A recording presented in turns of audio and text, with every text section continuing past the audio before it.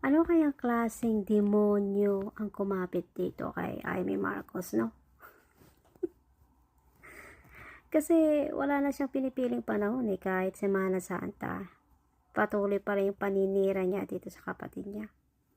'Di ba? Demonyo lang ang gumagawa niyan. Walang puso.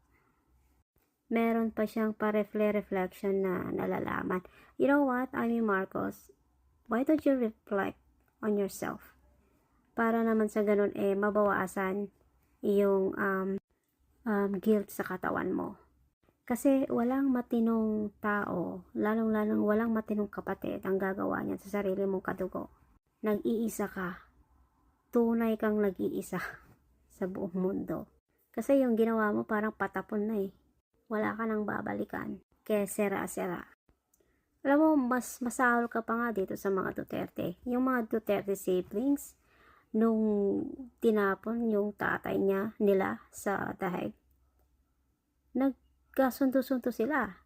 At kahit na alam natin na meron silang mga hidwaan, hindi nila yun sinasa publiko. They have respect. Meron pa rin silang respeto sa isa't isa kahit na ganon sila kademonyo. Ganon dapat ang family.